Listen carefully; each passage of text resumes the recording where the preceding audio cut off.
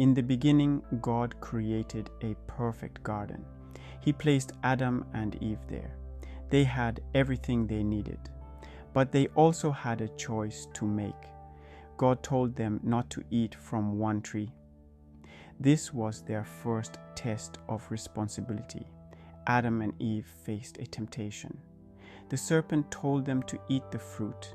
They chose to disobey God. When God visited them, they hid behind fig trees. God called out, "Adam, Adam, Adam, where are you, my friend?" Adam and Eve frantically hid, jumping from tree to tree. God finally reached them and said, "Adam, you do realize I can see you, right?" Adam expressed his frustration.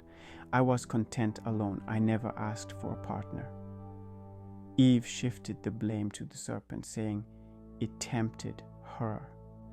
The serpent stood with a sneering attitude, reveling in their disobedience.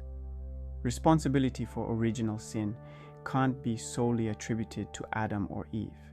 They had to leave the garden. Life became harder for them. This story shows us something important. Our choices matter. We all face choices every day. Some are small, like what to eat for breakfast or what to wear for the party. Others are big, like choosing a career, choosing a lifetime partner or a soulmate, and so forth. We must understand that each choice comes with responsibility. We must own our decisions and choices. We must face the results of what we do. Be it positive or negative, we must be accountable for such a result. This is part of being human. The story of Adam and Eve teaches us a crucial lesson about accountability. We are responsible for our actions and decisions. We must never blame anyone other than ourselves. We can't blame others for our mistakes because the results of our actions, choices, and decisions were negative or positive. When we make wrong choices, we must admit it. Then we can learn and grow. This is how we become better people. It's how we build a better world. Today we live in a sinfully duplicated world. It is different from the Adamic universe. In our delusive universe, we have cars, computers, smartphones, and numerous other technological devices. But one thing hasn't changed. We still need to be accountable. This means taking responsibility for what we do and say. It's about being honest with ourselves and others. In our jobs, we must be accountable. If we make a mistake, we should admit it. We shouldn't try to hide it or blame someone else. Good workers own their errors. They learn from them. They try to do better next time. This builds trust with our bosses and co-workers. Accountability is also important in our personal lives. If we hurt a friend, we should apologize. We shouldn't make excuses. Real friends take responsibility for their actions. They try to make things right. This helps relationships grow stronger. It builds respect and understanding. Being accountable isn't always easy. Sometimes we want to avoid blame. We might feel scared or ashamed, but running away from our mistakes doesn't help. It only makes things worse. When we face our actions, we grow. We become more trustworthy. People respect us more. This is how we build integrity.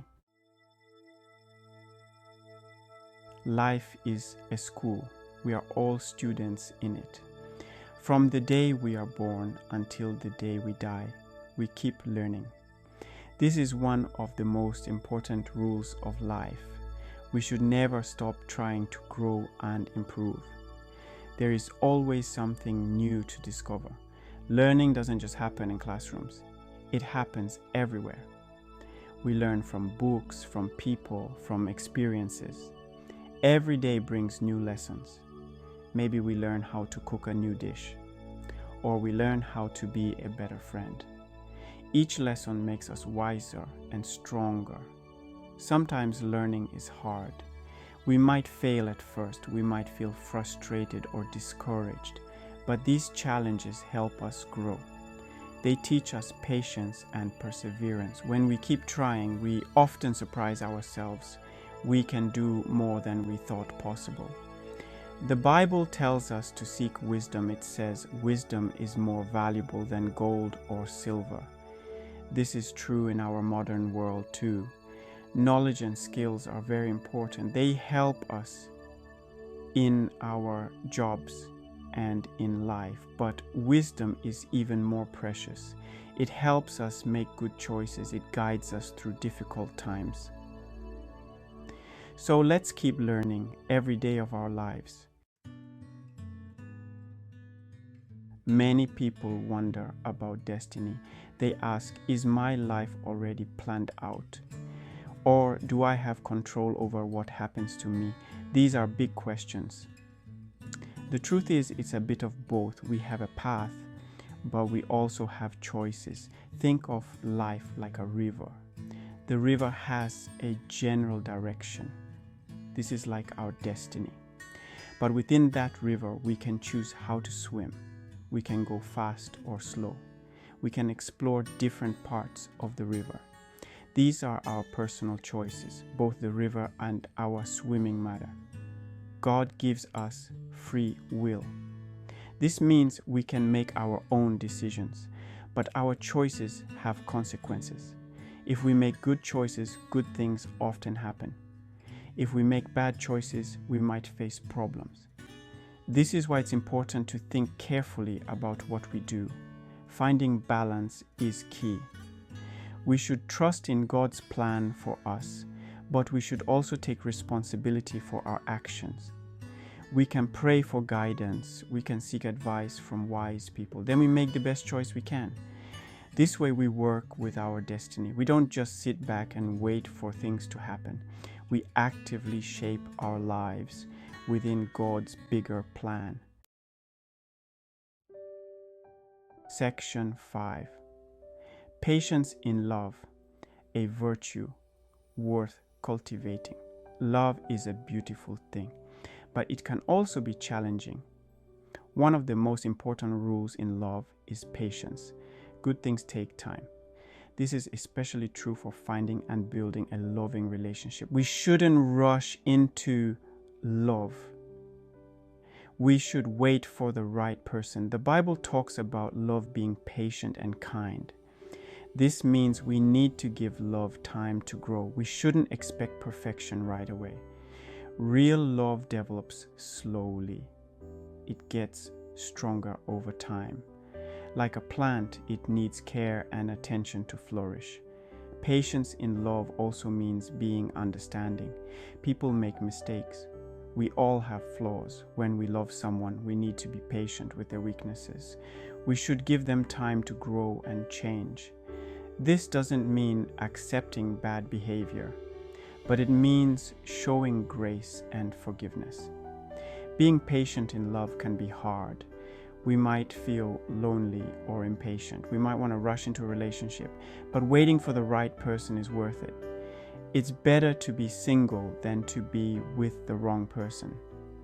When we wait patiently, we often find a deeper, more meaningful love. This kind of love lasts. It brings real happiness and fulfillment. Section 6. Building trust. The foundation of relationships. Trust is like the foundation of a house. Without it, relationships crumble. This is true for all kinds of relationships. It matters in friendships, in families, and in romantic partnerships. Building trust takes time and effort, but it's worth every bit of work we put into it. The first step in building trust is honesty. We need to tell the truth, even when it's hard. Lying might seem easier in the short term, but it always causes problems later. When we're honest, people know they can rely on us. They feel safe with us. This makes our relationships stronger. Another important part of trust is keeping our promises. When we say we'll do something, we should do it. This shows people that we're reliable. It proves that our words have meaning.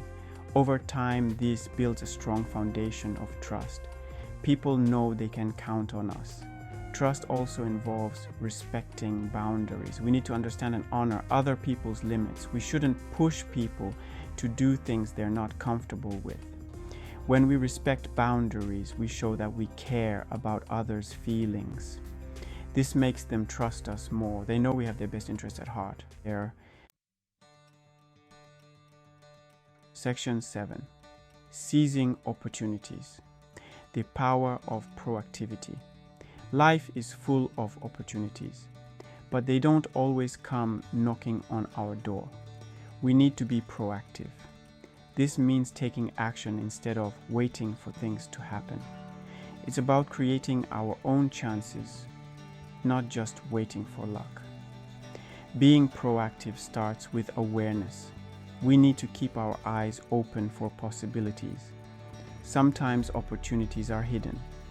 They might look like problems at first, but if we look closely, we can find the potential in them.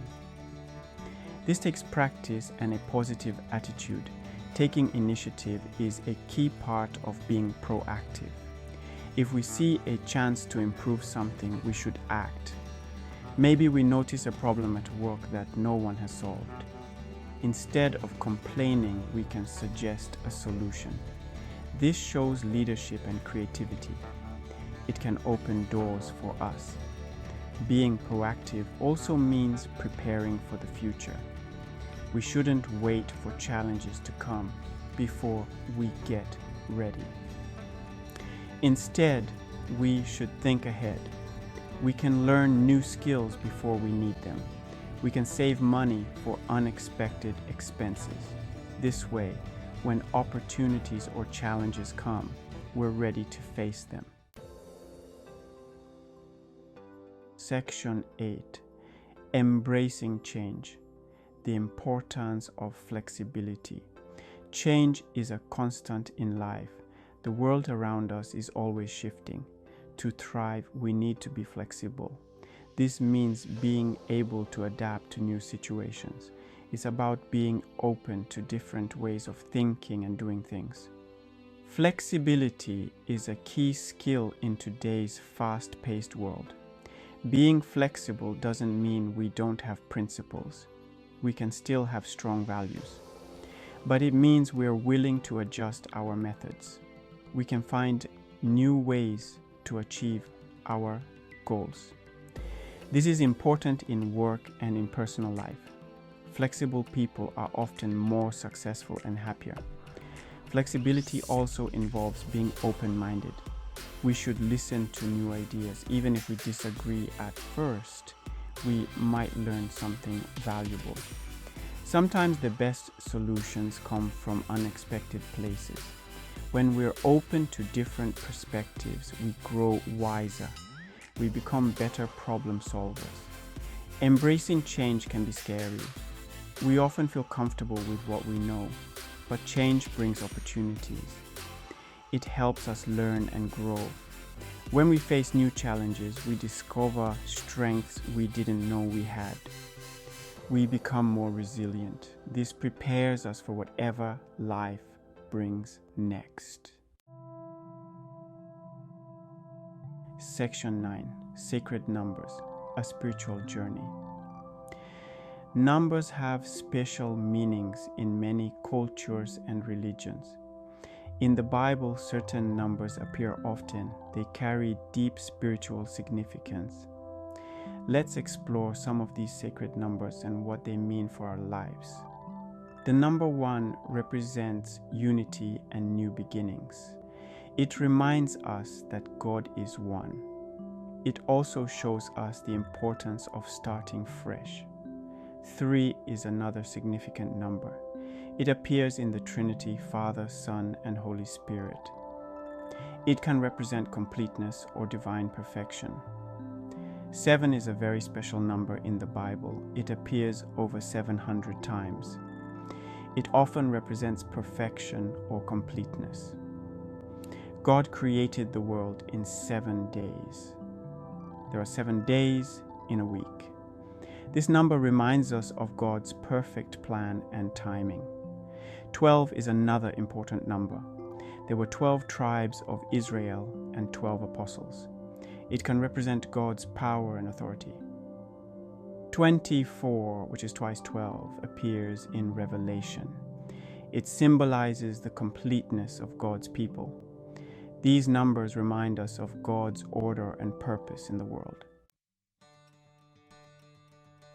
Section 10. Taking control. Your life, your responsibility.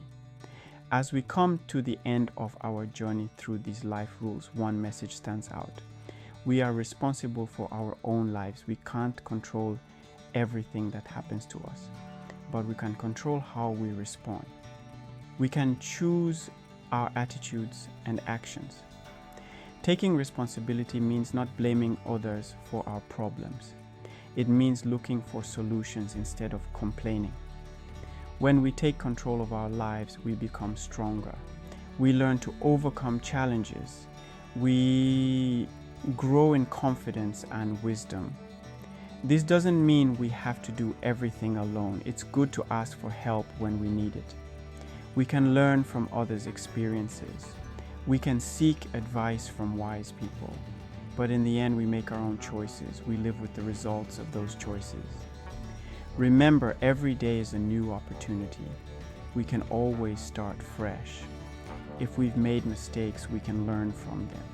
We can choose to do better. As we take responsibility for our lives, we grow. We become the people God created us to be. So let's embrace this challenge. Let's take control of our lives. Always keep learning and strive to make a positive difference in the world.